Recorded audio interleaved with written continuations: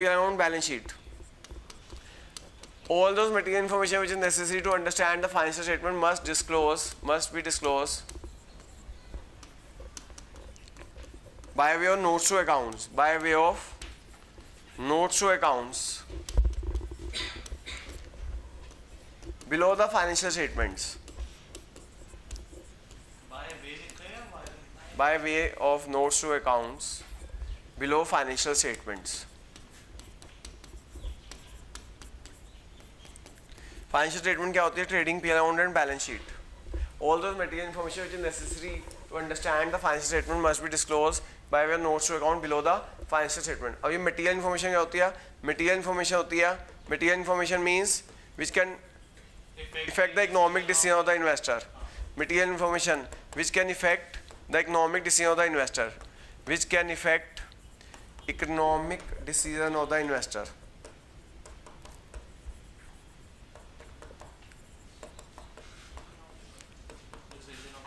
हाँ जी, which can affect economic decision of the investor. जैसे फॉर एग्जांपल अब देखो, अदानी के शेयर क्यों गिरे? क्योंकि वो एक उसने मटेरियल इन्फॉर्मेशन डिस्क्लोज कर दीजिए, फ्रॉड्स कर रहे हैं. तो क्या हुआ? Economic decision of the investor effect हुआ है, नहीं हुआ? इस वजह से शेयर गिरने लग गए. ठीक है. Example, reason of low turnover should be disclose. Reason of low turnover. Turnover क्या होती है? सेल्स. टर्नओवर क्या होती है? जो सेल्स की सेल्स कम क्यों हुई है? पिछले साल अभी जो पिछले साल बीता उसके अंदर मैंने भी अपनी बैलेंस शीट में डिस्क्लोज किया था क्या कि मेरा प्रॉफिट कम क्यों हो रहा? क्योंकि कोविड हुआ. तो मोस्टली हमने एक चीज़ डिस्क्लोज की थी 90 की कोविड की वजह से हमारे बिजनेस का प्रॉफिट कम हो गया. ये चीज़ें डिस्क्लोज करना पड़ेगा. समझ आ गई बात? तो क्यों कम हुआ? लॉस ऑफ फायर हो गया, लॉस में थेफ्ट हो गया, ये सारी चीज़ें हमें डिस्क्लोज करनी पड़ती है. ठीक है, कर देता हूँ वाइफ भी. सर अभी थ्योरी खत्म होती है तो बता देते हैं सर. कंटीजेंट लायबिलिटी भी डिस्क्लोज करनी होती है. फुल डिस्क्लोजर प्रिंसिपल के कारण हमें कंटीजेंट लायबिलिटी भी डिस्क्लोज करनी होती है. कंटीजेंट लायबिलिटी क्या होती है? हाँ जी, कंटीजेंट लायबिलिटी होती है विच मे अराइज और may not arise depending upon future event. लिख लीजिएगा, कंटीजेंट लायबिलिटी आ रहा है कहीं स्कूलों में क्वेश्चन की कंटीजेंट लायबिलिटी क्या होती है. हाँ जी, कंटीजेंट लायबिलिटी ये कंटीजेंट लायबिलिटी भी फुल डिस्क्लोजर प्रिंसिपल के कारण हमें डिस्क्लोज करनी होती है. कंटीजेंट लायबिलिटी क्या होती है? Which may arise which may arise or may not arise. May arise or may not arise. May arise or may not arise. जो आ भी सकती है, नहीं भी आ सकती. Which may arise or may not arise depending upon future event. Depending upon future event. Example लिख लेना. Example है bill discounted from bank. जो बिलो एक्सचेंज होता है ना, जो हम बैंक से डिस्काउंट कराते हैं ना, बैंक को गारंटी देते हैं कि अगर बिल डिसऑनर हो जाए ना तो आप हमारे अकाउंट से पैसे काट लेना. तो कंटीजेंट लायबिलिटी है. अगर बिल ओनर हो गया, ओनर को पैसे मिल गए तो बैंक हमारे अकाउंट से पैसे नहीं काटेगा, लेकिन अगर डिसऑनर हो गया तो बैंक हमारे अकाउंट से पैसे काट लेगा. दूसरा एग्जाम्पल, कोर्ट केस पेंडिंग है. अभी हम हार भी सकते हैं, जीत भी सकते हैं. हार के तो पैसे देने पड़ेंगे. Court case pending. Next principle बताओ जी, कौन सा करना है?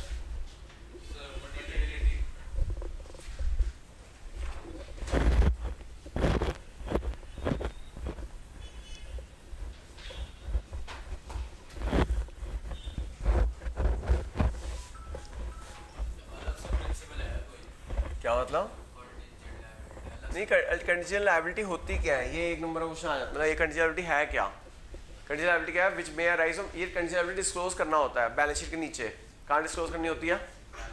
अगर आपने ना एक इलिस्ट्रेशन भी है टीएस ग्रेवाल की, उसके अंदर लिखा हुआ बिल डिस्काउंटेड फ्रॉम बैंक, तो उसका मेरे को उसका क्या करना है? बैलेंस शीट के फुट नोट पर दिखाना होता है. इसे क्या दिखाना होता है? Because of which principle? Because of full disclosure principle. हमें all those material information disclose करनी होती है बैलेंस शीट के नीचे. ये फुल डिस्क्लोजर है कि लायबिलिटी पे करनी पड़ सकती है हमें फ्यूचर में अगर ये इवेंट हैपन हो गया तो इसलिए कंटीजेंट लायबिलिटी में डिस्क्लोज करनी पड़ती है. आगे चलते हैं जी. अगला प्रिंसिपल कौन सा बोला? Materiality.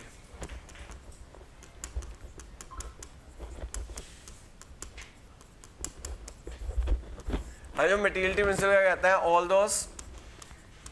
All those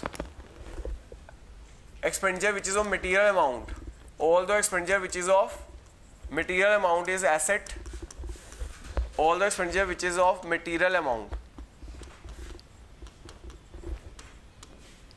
is asset. जो सारे एक्सपेंडिचर जो मटीरियल अमाउंट के हैं वो क्या है, एसेट है। क्या है, एसेट है। लेकिन जो मटीरियल नहीं है, ऑल दो expenditure which is material amount is asset and all those expenditure, वो सारे एक्सपेंडिचर जो इमटेरियल है। इमटेरियल क्या होता है, very petty amount.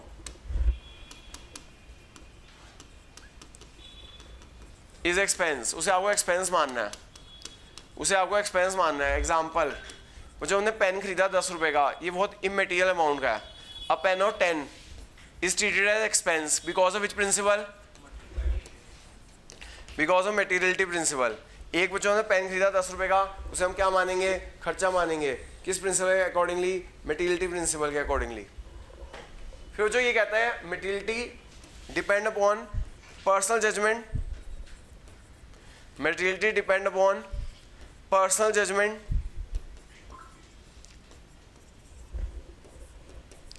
as well as business to business।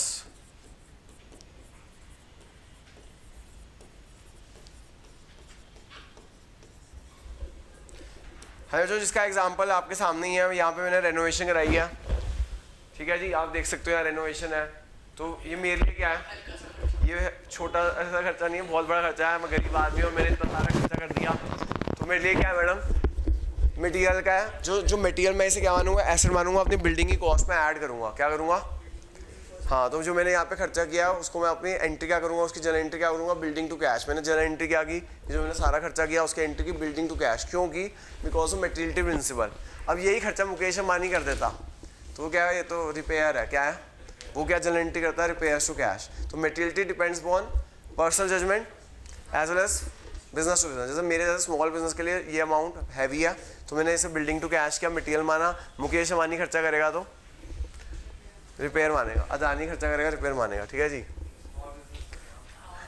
क्या स्मॉल बिजनेस के लिए जो चीज़ खर्चा है वो, जो चीज़ एसेट है वो लार्ज बिजनेस के लिए क्या है, एक्सपेंस है। क्या कह रहा है, नहीं सर मैंने बिल्डिंग टू कैश ही किया एंट्री। आगे देखो अगला क्या है प्रिंसिपल मैडम, मैचिंग कंसेप्ट पे आ जाओ जी।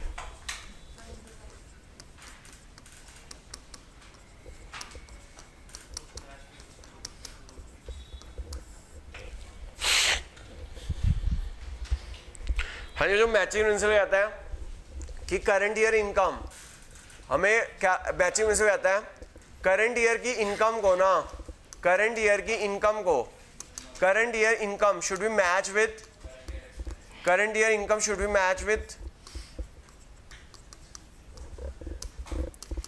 Current year income should be match with current year expenses.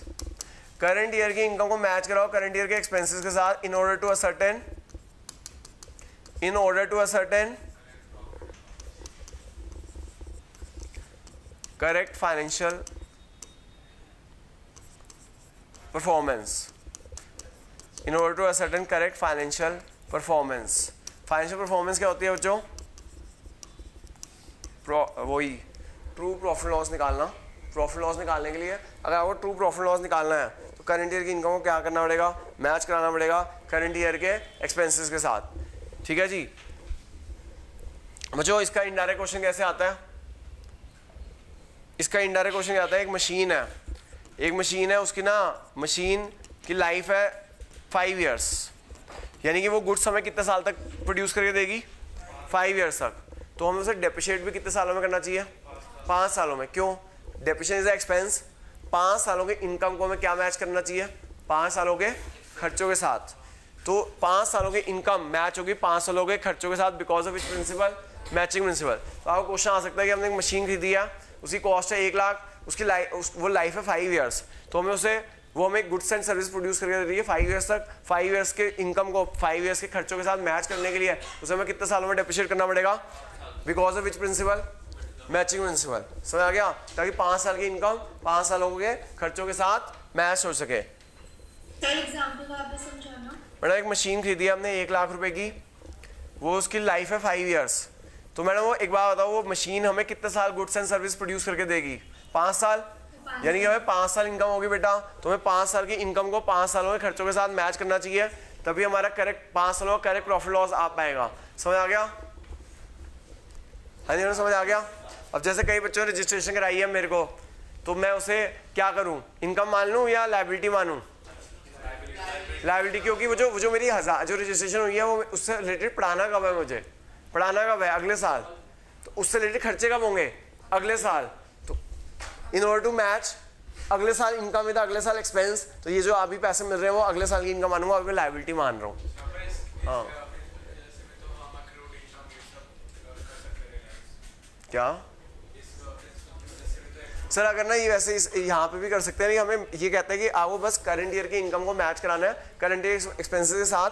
अगर आपको लगता है कि भैया जो इसके कारण इनकम जो है आगे के सालों में होंगी, तो उस रेशियो में बुक करो। नहीं तो एक बात बताओ ना, कोई मान लो मैं ना एक एडवर्टाइजमेंट खर्चा कर रहा हूँ, मैंने ना 50,000 का एडवर्टाइजमेंट खर्चा किया, जिससे कि मेरे को 5 सालों में बेनिफिट होगा। क्या होगा? 5 सालों का बेनिफिट होगा, ठीक है। तो वो मेरे को 5 सालों में ही खर्चा मानना है, क्या करना है? हाँ समझ आ गया। मुझे लगता है ये जो मैंने रेनोवेशन कराई है ना, इससे 5 साल तो मेरे को बेनिफिट हो ही जाएगा, उसके बाद दोबारा रेनोवेशन करानी पड़ेगी।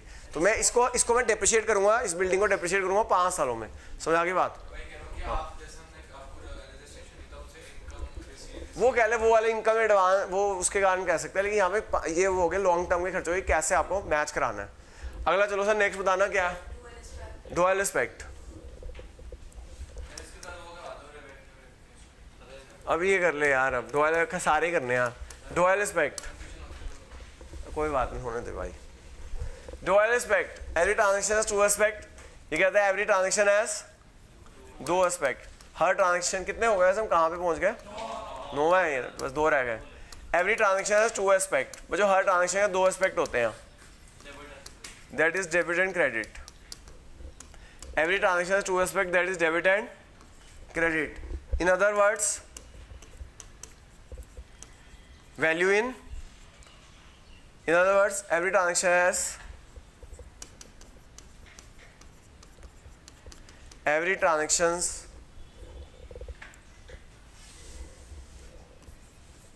two aspect, that is value in and value out.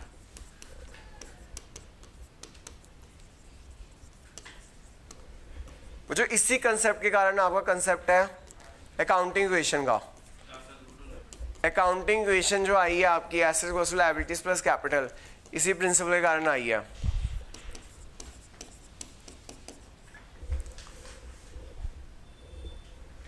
Asset equals to liabilities plus capital, asset equals to liability plus capital,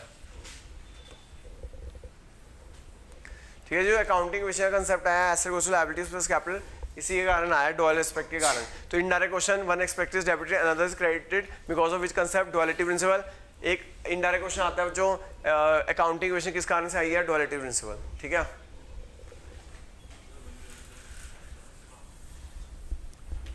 revenue recognition principal,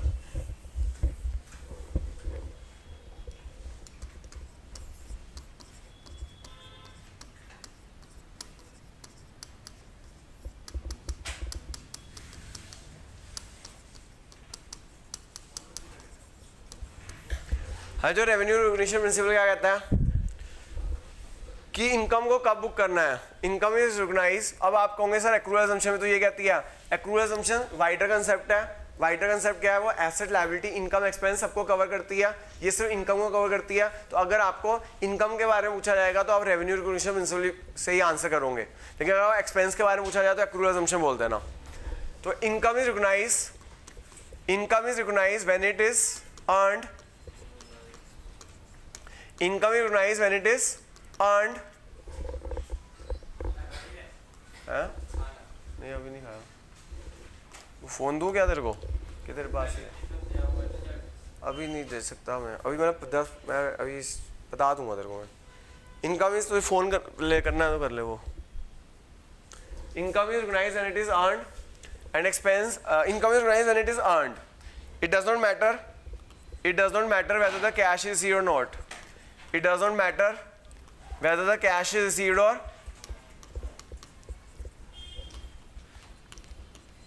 इसे कोई फर्क नहीं पड़ता कि कैश मिला है या नहीं मिला, ठीक है वो जो क्वेश्चन आएगा आपने गुड्स, एक और बात, advance is treated as liability because of which concept. अगर आपको एडवांस मिलता है ना, आपने गुड डिलीवर नहीं किया, advance is treated as liability because of revenue recognition principle. Advance is treated as liability, advance is treated as liability, advance को हम लायबिलिटी मानते हैं because of which concept, revenue recognition principal.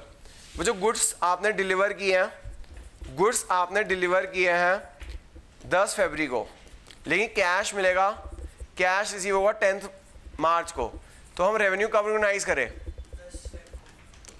10 Feb को। Answer is 10 Feb, revenue recognise 10 Feb. हमने goods cash, हमें cash मिल गया, cash receive हो गया 10 फेब को, लेकिन हम गुड डिलीवर कर रहे हैं 10 मार्च को, तो रेवेन्यू कब रिकॉग्नाइज करें? 10 मार्च को, ठीक है जी। और जो हमें कैश रिसीव हुआ 10 फेब को, उसे क्या मानेंगे? एडवांस मानेंगे। क्या मानेंगे? Advance is treated as liability because of which concept, revenue recognition principle. समझ आ गया जी। हमने गुड डिलीवर किया था 10 फरवरी को, पैसा मिला 10 मार्च को, तो रेवेन्यू कब रिकॉग्नाइज होगा? 10 फेब को, जिस दिन हम गुड डिलीवर कर देंगे उस दिन। यहाँ पे कैश रिसीव हुआ 10 फेब को, गुड डिलीवर हुए 10 मार्च को, तो इस दिन रेवेन्यू कब रिकॉग्नाइज होगा? 10 मार्च को। कैश जो रिसीव हुआ उसे क्या मानेंगे? Liability because of which concept, revenue recognition principal. ठीक है जी। तो इसमें आंसर लिख लेना। इस केस में रेवेन्यू रिकॉग्नाइज हो रहा है, है जो इस केस में रेवेन्यू रिकॉग्नाइज हो रहा है, केस 1 कब हो रहा है? जिस दिन गुड डिलीवर हुआ 10 फरवरी को, इस दिन कब रिकॉग्नाइज होगा? 10 मार्च को। लास्ट प्रिंसिपल कौन सा है भाई? Verifiable objective principal.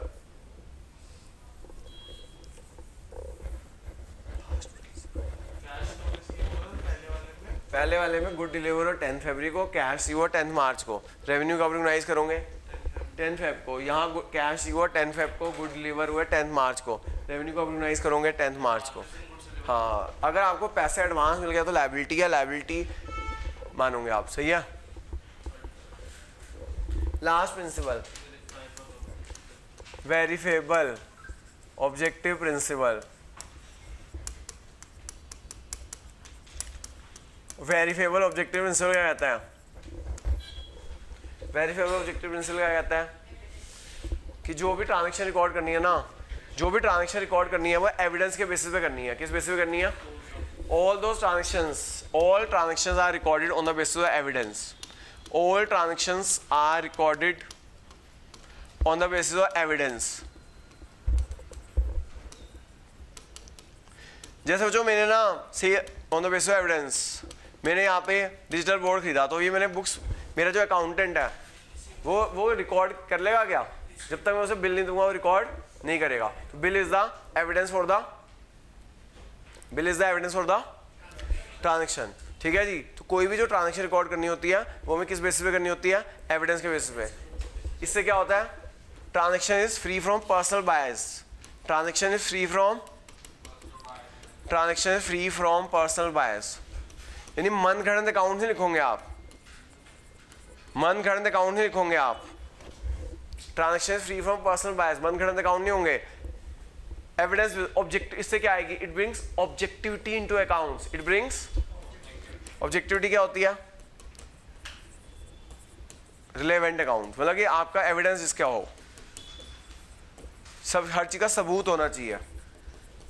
हमें समझ आ गई बात? एक लास्ट टॉपिक बचा है, इसमें इस चैप्टर खत्म हो जाएगा। हाँ जी, अकाउंटिंग स्टैंडर्ड्स।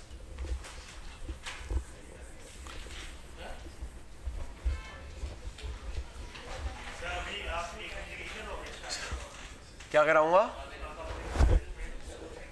सर? 1 घंटा होता रहेगा अकाउंटिंग स्टैंडर्ड। कैसे बातें करते हो अल्फराजी, बेवकूफ़ी बातें मुझे अच्छी नहीं लगती सर। आप बहुत इंटेलिजेंट बच्चे हो, आपसे ऐसी बातें उम्मीद नहीं थी मुझे।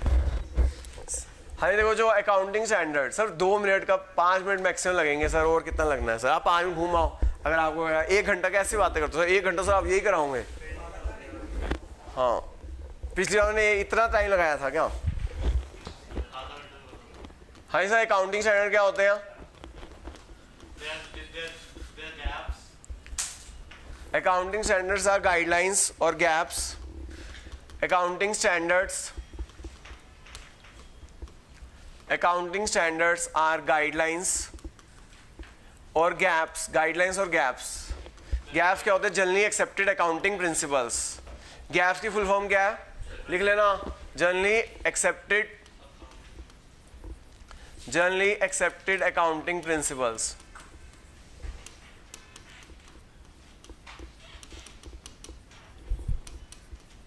किसने इशू किया इसको? Which is issued by? किसने इशू किया भाई? किसने इशू किया इसको? ICAI. ICAI फुल फॉर्म पता है? Institute of chartered accountant of India. Institute of chartered accountant of India. किस लिए इशू किए? For preparation of financial statements, ताकि फाइनेंशियल स्टेटमेंट अच्छी तरह बन सके. तो अकाउंटिंग स्टैंडर्ड्स आर गाइडलाइंस. ये गाइडलाइंस है या गैप्स है जो इशू किए हैं institute of chartered accountant India ने for preparation of financial statements.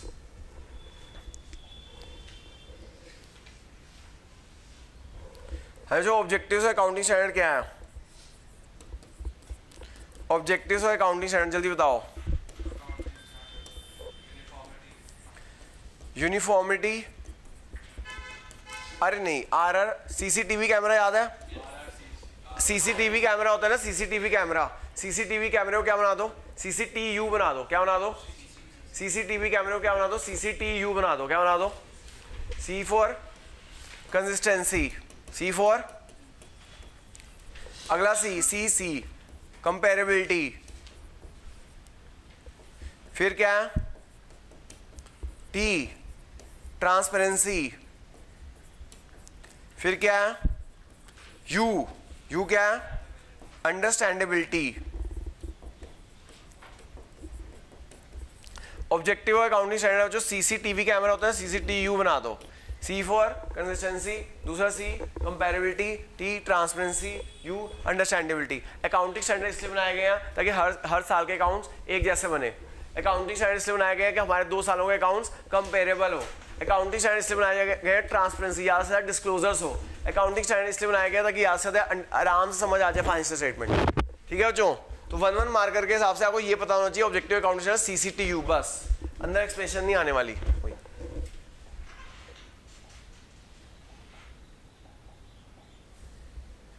आगे चलते हैं बच्चों. एक होता है IFRS, interim financial reporting standards.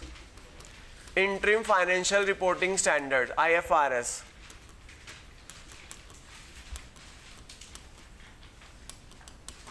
बच्चों क्या हुआ? सारे देशों ने मिलकर क्या बनाया? एक ISB बनाया, international accounting standard board. IASB बनाया, इंटरनेशनल अकाउंटिंग स्टैंडर्ड बोर्ड बनाया. ये सारे मिलकर क्या करते हैं? इन्होंने सारे मिलकर अकाउंटिंग स्टैंडर्ड बनाया, गाइडलाइंस बनाई, जिससे कि क्योंकि ना वर्ल्ड MNCs बढ़ती जा रही है. क्या होती जा रही है? इंडिया की कंपनीज भी MNC बनती जा रही है. अदानी, अंबानी, गोदरेज, विप्रो, ये सब इंडियन MNCs हैं. तो ये पूरे वर्ल्ड वाइड बिजनेस करती हैं. तो और बाहर वाली कंपनीज भी हमारे यहाँ बिजनेस करती है. तो इसलिए ज़रूरत क्या थी? पूरे वर्ल्ड में यूनिफॉर्म अकाउंटिंग प्रैक्टिसेस फॉलो. पूरे वर्ल्ड में क्या हो? तो इसलिए सारे देशों ने मिलकर क्या बनाया? इंटरिम फाइनेंशियल रिपोर्टिंग स्टैंडर्ड बनाया. तो ये क्या है? These are guidelines. These are वही है गाइडलाइंस और गैप्स. ये गाइडलाइंस है और GAAPs, generally accepted accounting principles, issued by, किसने इशू किया? IASB, international accounting standard board, for preparation of financial statements, जिससे कि फाइनेंशियल स्टेटमेंट बन सके.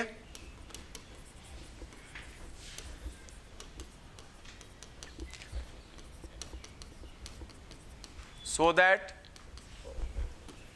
accounting would be same, so that accounting, पूरी accounting जो है आपकी would be same.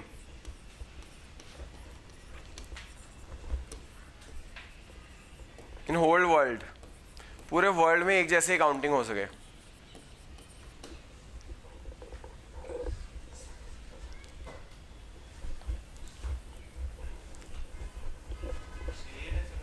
हाँ सर बस यही करनी है और डिफरेंस करना है सर. 2 डिफरेंस है, खत्म चैप्टर. तो ये अकाउंटिंग स्टैंडर्ड इंडियन एएस तो थे और क्या थे, institute of charter of India, Indian as किसने बनाए, आईसीआई ने, तो ये इंडियन एएस है। नॉर्मल डेफिनेशन इंडियन एएस है। हाँ जो इधर देखिएगा डिफरेंस कर लेना जो इंडियन एएस और आपके इंटरनेशनल एएस जो ये आईएफआरएस है, वो जो इंडियन एएस है ना वो रूल बेस्ड है। वो क्या है, रूल बेस्ड, समझते हो क्या होता है rule based, dos and don'ts, ये बताते हैं, डूज एंड डोंट्स बताते हैं। ये क्या बताते हैं मैडम, इंडियन एएस क्या होता है, रूल बेस्ड है। क्या है, रूल समझते हो, डूज एंड डोंट्स बताते हैं। इंडियन ने हमें डूज एंड डोंट्स बताए हैं। इंटरनेशनल एएस ना रूल नहीं है, प्रिंसिपल बेस्ड है। क्या है ये, इंटरनेशनल एएस प्रिंसिपल बेस्ड है, ये गाइडलाइंस है, सिर्फ गाइडलाइंस बताती है। इंडियन एएस बताता है कि एसेट को रिकॉर्ड करना है किस पे, ओरिजिनल कॉस्ट प्राइस पे। Asset is recorded at original cost price. Asset किस वैल्यू पे रिकॉर्ड करना है, asset is recorded at original cost price, original cost price पे रिकॉर्ड करो। लेकिन इंटरनेशनल एएस क्या कहते हैं, asset is recorded at fair value. किस वैल्यू पे रिकॉर्ड करना है, fair value of the asset, market value of the asset. तो जो इंडियन अकाउंटिंग स्टैंडर्ड कहते हैं कि जिस वैल्यू पे आप खरीदो, हिस्टोरिकल कॉस्ट प्रिंसिपल, कि जिस वैल्यू पे खरीदो एसेट को उस वैल्यू पे रिकॉर्ड करना।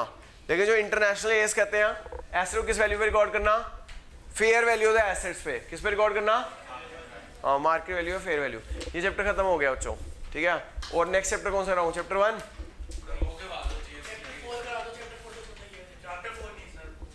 हाँ बोलो सर, क्या चैप्टर 1 करा देते हैं सर, सारे ही करने हैं ऐसे तो। ये चैप्टर क्या, international accounting standard board sir, उसमें ना प्रैक्टिकल आने के ज़्यादा चांस है थ्योरी से ज़्यादा। वैसे चलाओ सर, पंखा चला दो पीछे का सर। जीएसटी की थ्योरी करा दूंगा सर, 5 मिनट का काम है, फीचर्स ही तो करने हैं। वो रटने वाली थ्योरी आता है, समझने वाली कम है। हाँ जी चले जी आगे, हाँ कर लो सर, चैप्टर 1 ही करा दो। बहुत जल्दी खत्म हो जाएगा सर, ऑब्जेक्टिव टाइप के हिसाब से कराऊंगा। उसका मैं तो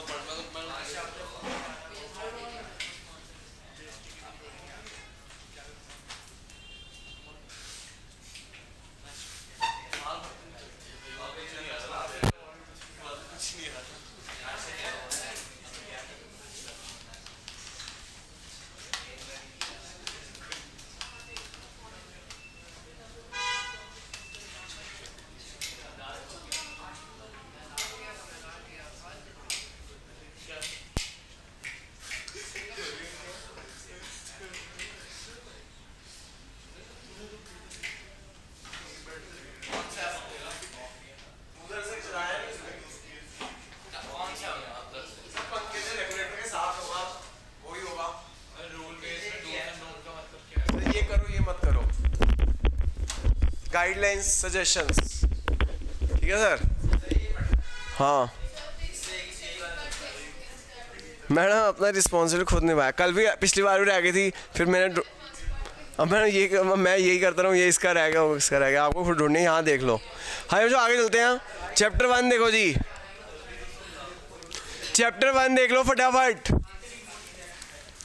हाँ जी बच्चों, अकाउंटिंग प्रोसेस, इधर देखो जो जल्दी से 7 स्टेप याद कर लेना। अकाउंटिंग प्रोसेस,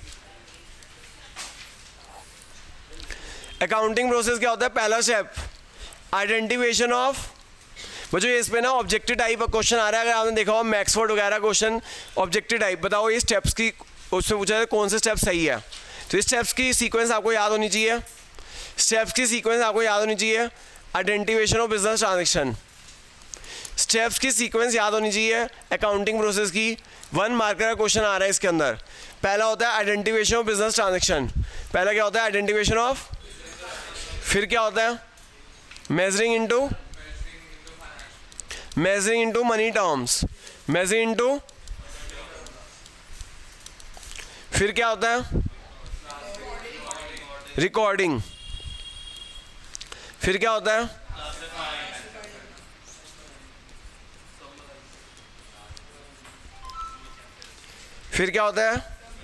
क्लासिफाइंग, एक मिनट सुनो भाई, classifying is ledger, classifying is